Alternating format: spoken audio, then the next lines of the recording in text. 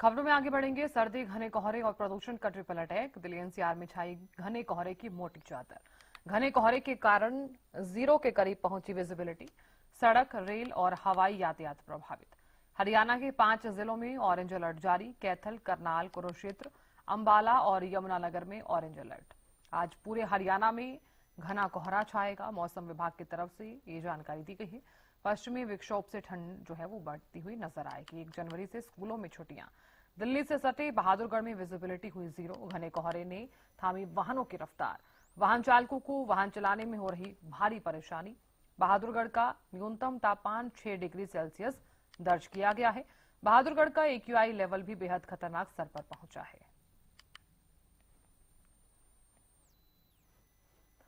और जानकारी ले लेते हैं फिलहाल क्या कुछ स्थिति नजर आ रही है। करनाल से महेंद्र सिंह जुड़ गए हैं ज्यादा जानकारी लिए। महेंद्र सिंह, फिलहाल क्या कुछ स्थिति आप देख पा रहे हैं करनाल में? लगातार ठंड बढ़ती जा रही है और आज तो घना कोहरा भी लगातार नजर आ रहा है। बिल्कुल साधना, देखिए करनाल जिला उन जिलों में शामिल है जहां डेंस स्मॉग आज देखने को मिली है।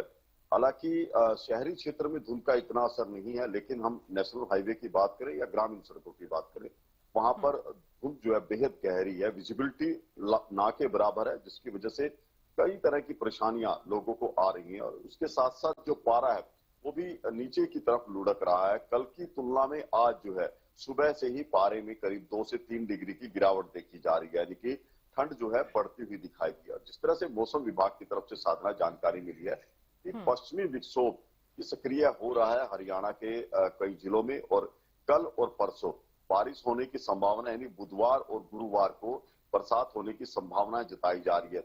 और जिस तरह से पहले भी पश्चिमी विक्षोभ जो सक्रिय हुए थे, लेकिन वो काफी कमजोर रहे थे, लेकिन इस बार जो वेस्टर्न डिस्टर्बेंस आया है ये काफी असरदार रहेगा। और इसकी वजह से गुरुवार के दिन अच्छी खासी बरसात जो है हरियाणा के कई जिलों में हो सकती है। इस बरसात के बाद भी जो ठंड है वो और ज्यादा बढ़ेगी। और जिस तरह से आज हवाओं की गति जो है वो 5 किलोमीटर से अधिक की तरफ बढ़ी है, जिसकी वजह से लोग शीतलहर से ठिठुर रहे हैं। ये मौसम का मिजाज रहा है। इसके साथ साथ जो प्रदूषण का जो स्तर है साधना, वो भी करनाल जिले में लोगों को परेशान कर रहा है, क्योंकि 200 के आसपास एक्यू लेवल बना हुआ है।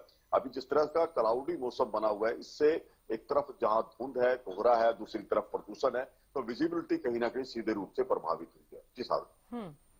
बिल्कुल महेंद्र सिंह, देखिए विजिबिलिटी तो काफी ज्यादा कम भी हुई है और यही वजह है कि वाहनों की रफ्तार पर भी इसका असर जो है वो देखा जा रहा है। हालांकि नए साल को लेकर लोगों में जिस तरह का जो जश्न है वो फिलहाल जरूर देखने को मिलेगा, लेकिन इस बीच ट्रैफिक एडवाइजरी भी जारी की गई है ताकि कोई भी हुड़दंगबाजी ना करे, और अगर कोई हुड़दंगबाजी करता है तो सख्त कार्रवाई की जा सकती है। फिलहाल ट्रैफिक पुलिस द्वारा क्या कुछ एडवाइजरी जारी की गई है, और ये भी बताइए कि फिलहाल क्या किस तरह की तैयारियां यहाँ पर देखने को मिल रही हैं प्रशासन के द्वारा? बिल्कुल आपने ठीक कहा कि क्योंकि जिस तरह से नववर्ष का जश्न मनाया जाता है, उसमें उत्साह के साथ साथ कई बार ऐसी घटनाएं भी सामने आती हैं जो बेहद दर्दनाक होती हैं। तो ऐसी स्थिति को देखते हुए, क्योंकि मौसम की परिस्थितियां फिलहाल वाहन चालकों के अनुकूल नहीं है, और जिस तरह से 31 दिसंबर को जो सेलिब्रेशन किया जाता है उनमें बड़ी संख्या में लोग जो है अपने वाहनों से बाहर निकलते हैं, तो पुलिस और ट्रैफिक विभाग की तरफ से एडवाइजरी जारी की है कि मौसम की परिस्थितियों को देखते हुए घरों के बाहर कम से कम निकलें। इसके अलावा यदि आपको यात्रा करनी भी पड़ती है तो अपनी गति को नियंत्रित सीमा में रखें, क्योंकि विजिबिलिटी प्रभावित है। ऐसे में हादसे की आशंका बढ़ जाती है। तो एक कुछ सलाह जो है पुलिस की तरफ से दी गई है। इसके अलावा जितने भी आयोजन नववर्ष को लेकर होने हैं उनको लेकर भी पुलिस ने गाइडलाइन दी है कि किसी तरह का कोई व्यवधान वो नहीं होना चाहिए, किसी तरह की हुल्लड़बाजी नहीं होनी चाहिए। उसको देखते ही आयोजक तमाम तैयारियां करें। और यहाँ तक जो म्यूजिक बजाया जाता है उसको लेकर भी समय सीमा निर्धारित कर दी है कि 10 बजे के बाद जो है किसी तरह का म्यूजिक तेज आवाज में नहीं होना चाहिए, तो ताकि शांतिपूर्ण तरीके से नववर्ष जो है लोग मना साथ। बिल्कुल महेंद्र सिंह, देखिए शांति के साथ नववर्ष मना सके, इसी को लेकर प्रशासन भी अलर्ट नजर आ रहा है। देखने वाली बात होगी कि फिलहाल प्रशासन की तरफ से क्या कुछ एक्टिविटीज जो है वो देखने को मिलती है। हालांकि अगर जिक्र किया जाए तो हरियाणा के कई ऐसे जिले हैं जहां पर बढ़ती ठंड को देखते हुए ऑरेंज अलर्ट जारी किया गया है। अगर आने वाले दिनों में बरसात होती है तो क्या पॉल्यूशन कम हो सकता है और ठंड इससे ज्यादा बढ़ सकती है? इसमें कोई संदेह नहीं है साधना। यदि बरसात होती है तो जाहिर सी बात है उसके जो बाद तापमान का जो पारा नीचे आएगा, ठंड बढ़ेगी। इसके साथ साथ शीतलहर की जो ठिठुरन है तो उसमें और ज्यादा इजाफा देखने को मिलेगा बरसात के बाद। हाँ, ये जरूर है कि जिस तरह से बरसात होने के बाद जो पोल्यूशन का जो स्तर है, जिससे लंबे समय करीब 2 से ढाई महीने हो चुके हैं, जिससे लोग त्रस्त है, उससे जरूर निजात मिलेगी। अभी आसमान में एक और जहां कोहरा है, वहीं प्रदूषण की जो चादर है वो भी है, जिससे विजिबिलिटी ज्यादा प्रभावित होती है। तो ये बरसात होगी तो कम से कम ये धूल और धुएं की चादर आसमान में फैली हुई है, इससे जरूर लोगों को निजात मिलेगी और एक ही लेवल में एकदम से बड़ा सुधार देखने को मिलेगा। कि अभी तक कोई विकल्प जो है कारगर साबित नहीं हुआ है प्रदूषण के स्तर को कम करने की दिशा में। 200 से नीचे करनाल जिले का एक्यूएल लेवल नहीं आ पाए हैं। ऐसे में बरसात ही एकमात्र सहारा है कि बरसात होती है तो प्रदूषण के स्तर में फिर गिरावट देखने को मिलेगी। बिल्कुल, पॉल्यूशन कुछ हद तक कम भी हो सकता है। हालांकि कुछ पाबंदियां जो लगाई गई थी वो हटा भी दी गई हैं। दिल्ली एनसीआर का अगर जिक्र किया जाए तो ग्रेड 4 जरूर हटाया गया, पॉल्यूशन कुछ हद तक कम भी हुआ, लेकिन फिर से वही जो स्थिति है वो देखने को जरूर मिल रही है। महेंद्र सिंह, देखिए, क्योंकि जिस तरह ठंड लगातार बढ़ रही है, घना कोहरा भी देखा जा रहा है, विजिबिलिटी भी काफी कम नजर आ रही है, लेकिन किसानों के लिए ये जो सर्दी है, ये जो कोहरा है, वो काफी फायदेमंद भी साबित हो रहा है। कितना असर आप देख पा रहे हैं? अगर घना कोहरा रहता है तो फसलों पर कितना इफेक्ट होगा इसका? देखिए, इसका मिला जुला असर कहीं साधना वो कृषि क्षेत्र पर पड़ता हुआ दिखाई दे रहा है, क्योंकि करनाल जिले की बात करें, पानीपत, कैथल, कुरुक्षेत्र, यमुनानगर, अंबाला, ये जो जिले ऐसे हैं जहां गेहूं की खेती बड़ी मात्रा में की जाती है। तो गेहूं की खेती के लिए ये परिस्थितियां काफी अच्छी मानी जा सकती हैं।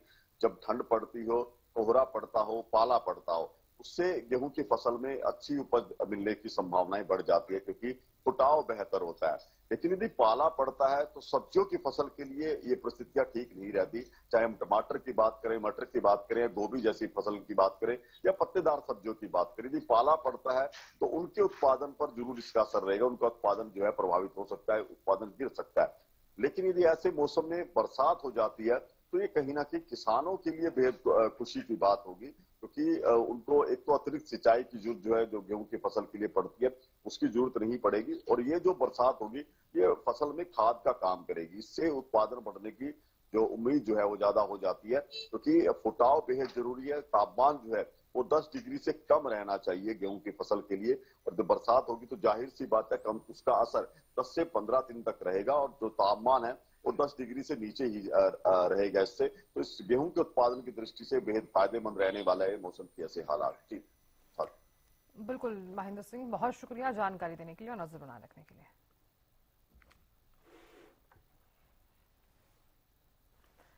तो देखिए, एक तरफ तो पॉल्यूशन है, दूसरी तरफ ठंड जो है वो लगातार बढ़ती हुई नजर आ रही है। हालांकि मौसम विभाग ने ये पहले ही जानकारी दे दी थी कि आज जो है वो काफी ज्यादा कोहरा रह सकता है।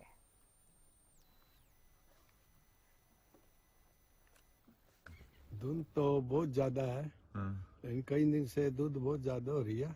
आने जाने में बहुत ज्यादा परेशानी हो रही है, ट्रैफिक को भी और आम आदमी को भी आने जाने में धुंध में बहुत ज्यादा परेशानी हो रही है। ठंड भी ठीक है, ठंड भी है ज्यादा, लेकिन धुंध की वजह से ही ठंड बढ़ रही है ज्यादा। वैसे इतनी ठंड नहीं है। ट्रैफिक की दिक्कत है, लोगों को आने जाने में दिक्कत है, और धुंध में हर आदमी परेशान है सड़क पे चलने के लिए। और ट्रैफिक भी कभी, जैसे बच्चे आजकल स्कूल में जा रहे हैं, उनकी बसें भी बहुत सुबह आती हैं, वो भी बहुत ज्यादा परेशान है धुंध के अंदर।